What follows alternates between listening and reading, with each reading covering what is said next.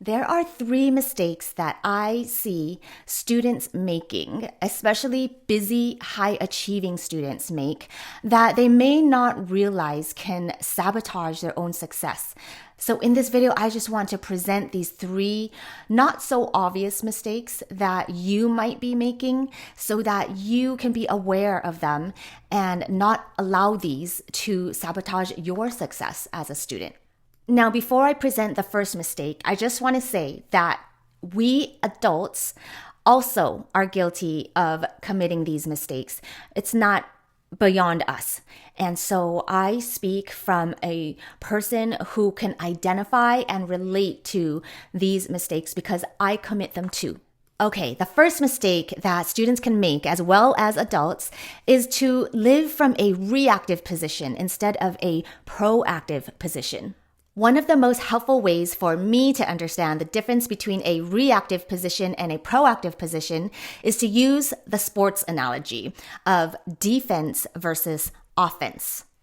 I'm no sports expert, but if you think about soccer, the defensive positions, left back, right back, center back, their job is to hang back and to react to the ball if it comes close to their goal. It's not to let the ball get past you into your goal.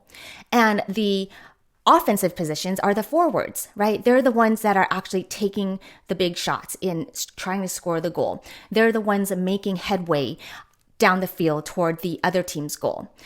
That's a maybe oversimplified way to understand living from a reactive defensive position or living life from a proactive offensive position. Along those lines, there's a principle. It's actually a principle of war that says the best defense is a good offense. That means that the most effective way to win, to succeed, to score is not to wait passively until a threat materializes against you, but to attack first, to take initiative, and to actively gain ground against the opponent. Okay, well, how does this translate to student life for you, a student who is trying to lead yourself well?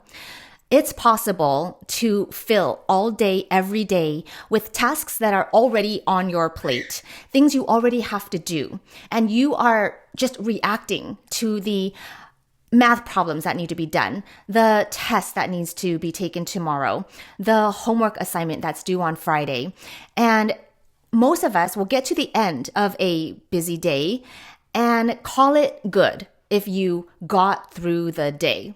I'm not going to say that getting through the day is not successful because it is.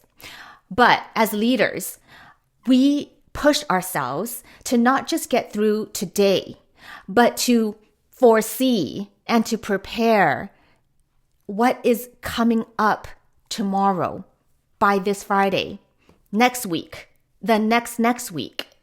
Leaders think ahead. They are proactive. They are not always reactive. So that looks like applying to summer programs in December, thinking about what you want to put on your college application, and then making that happen now, this school year, so that I will be able to tell the story in 2 years when I'm actually sitting down and filling out that application. It's thinking about what kind of relationship do I want with my parents when I'm away at college? And then living that reality today. If I want to be calling my mom every other day in college, well, that means I should have a pretty close relationship with my mom. Well, what do I need to do now so that when I leave for college, I will have that kind of relationship?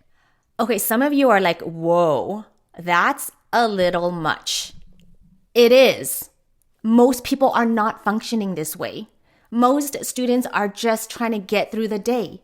They're reacting to the things that have already been put on them. They are not taking initiatives to build the life that they want and to create the experiences that they want. That's a leadership skill. That's not easy.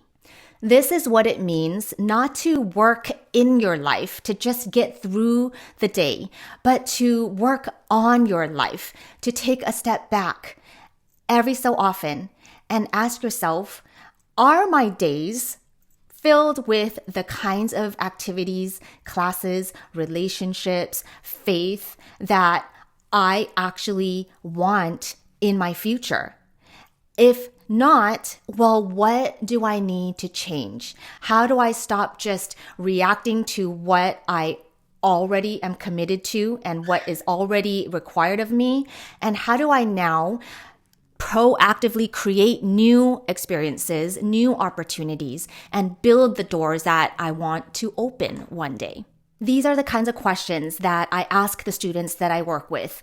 These are leadership questions. They are personal development questions that keep you aligned with what exactly you are here to do. Why am I working so hard? What is all this for? If you can continually, regularly stay in touch with your why, that tremendously motivates your days. It puts meaning and purpose behind the classes that you're stressing over, the sports that you're committed to, the music practice, the competitions that you endure. All of those little pieces, all of those trees have a place in your forest. And that is a great feeling. All right, before we move on to mistake number 2 that busy, high achieving students make that could accidentally sabotage their own success, I want to just present to you the 4 areas of life that you should ask yourself if you are listening to this and you like the idea of living from a proactive position instead of a reactive position. Those 4 areas of life are body, brain, heart, and soul. So let me just walk you through those 4 areas real quick. Body is your physical health. What proactive initiatives do I need to take in my physical health to have the kind of health that I want for myself? Do I need to fix my diet? Do I need to drink more water? Do I need to drink less energy drinks and less soda? Do I need to sleep more? Do I need to get up earlier so that I don't waste my Saturday mornings? Do I need to fix my physical activity? Maybe I'm not active enough. All right, that's your body. Your brain is your intellect, your academics, your learnings. How do I need to proactively create opportunities for me to take the kinds of classes that I'm interested in? How do I find a mentor in the medical field if I want to go into the medical field? How do I find a mentor in the engineering field or the law field or the business field or whatever it is that you are interested in pursuing if you already know? How can I grow my academic, intellectual knowledge in that area now instead of waiting until I get to college and I'm forced to pick a major? That's just an example of how you can take some proactive steps right now to work on your career now. Body, brain, heart. Heart is your relationships. Who do I need to strengthen relationship with? Mom, dad, brother, sister, auntie, uncle, grandma. Who do I need to strengthen my relationship with so that I will have a healthy, strong relationship with them later? Who do I need to invest in right now so that I will keep my connection with these people, these friends, these family members later? And then soul. Body, brain, heart, and soul. Soul is your spiritual life. It's your faith. And I want to say that your spiritual life is just as important, if not more important, than your physical health. We tend to think that spiritual life is a bonus. It's if I have time, I'll go to youth group. If I have energy, I'll wake up and go to church. If I feel like it, I will have a quiet time with the Lord. Guys, you are a spiritual being. Your spirit will live long after your body goes into the ground and decays. You are a spiritual being, and you need to take your spiritual life just as seriously as your academic life, just as seriously as your social life. Okay, so what kind of faith do you want to have later? And what kinds of habits, spiritual disciplines do I need to put into place now so that I'm going to take Jesus with me to college? I am not going to leave him behind at home.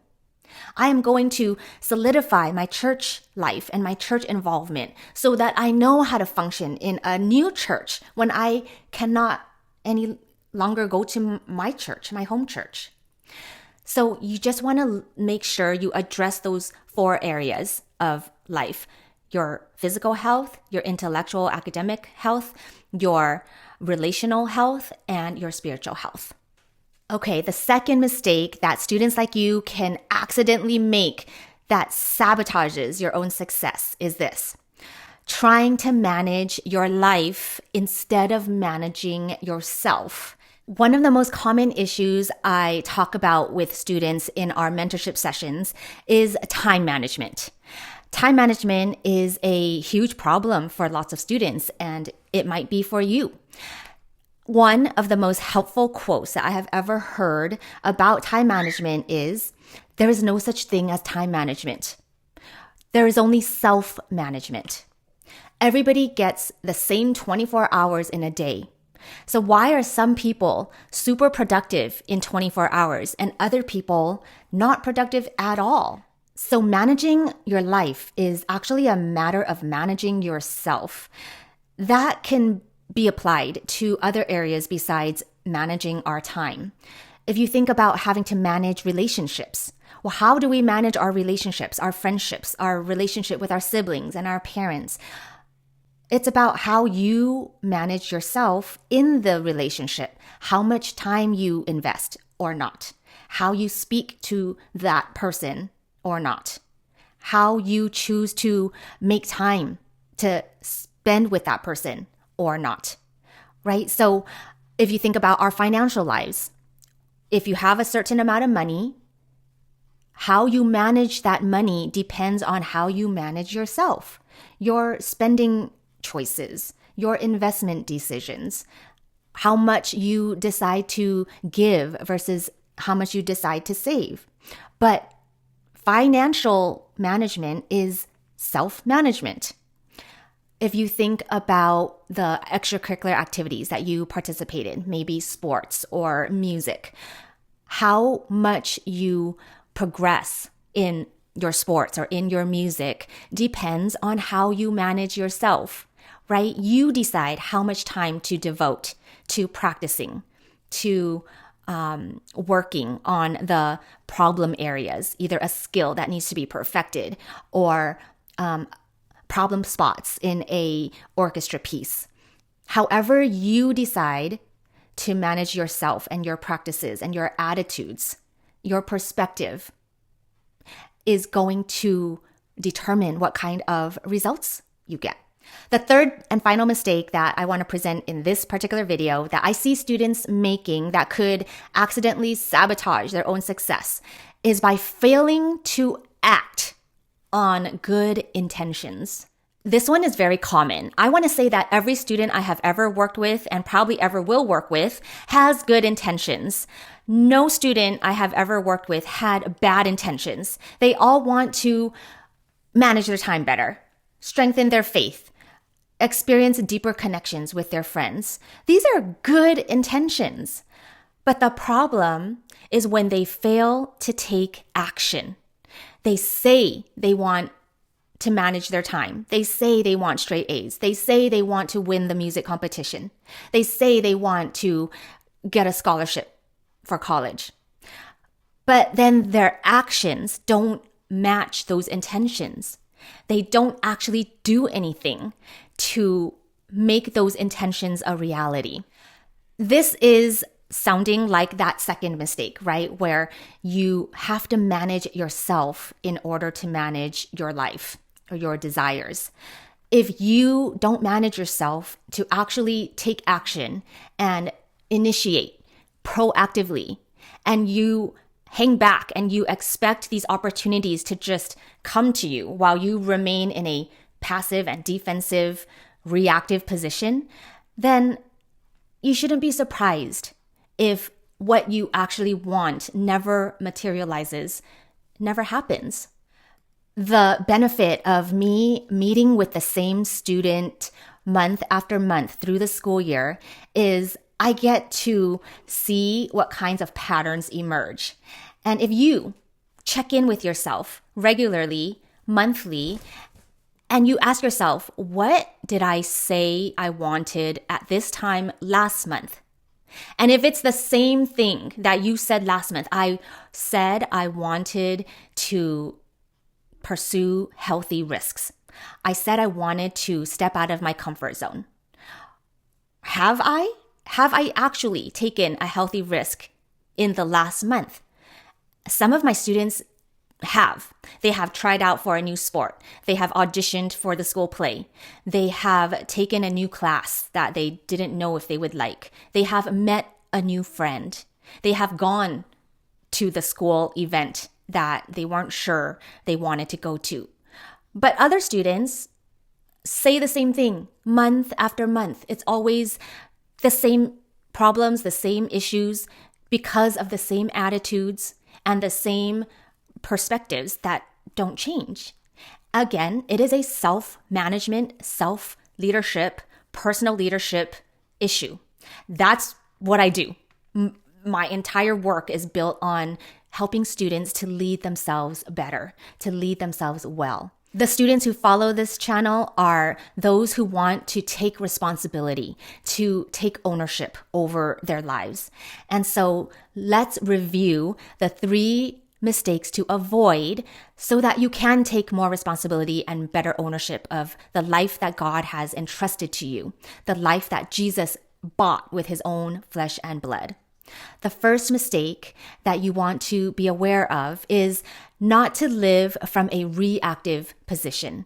You want to live from a proactive position. You want to look ahead and prepare, at least mentally, for what lies in your future and to build the future that you want proactively. The second mistake that students accidentally make is by trying to manage their life instead of managing themselves. Everything in your life comes down to how you manage yourself, the choices you make, the decisions you make, how you choose to use your energy. And the final and third mistake that students accidentally make that could sabotage their own success is by failing to act and to actually do something about their good intentions. They talk about it, but they never actually do anything about it. And so nothing actually changes. Guys, I hope this was helpful to you. If you got something out of this video, please tell me which one of these mistakes are you struggling with? Are you guilty of? Have you experienced in your own life? Mistake 1, 2, or 3. Leave it in the comments. Like this video if it was helpful to you and share it with your friends if you think it would be helpful for them too. Thanks for your attention and look at the description if you want to know how you can work with me either in a leadership class or in a monthly one-on-one mentorship session. Thanks, guys.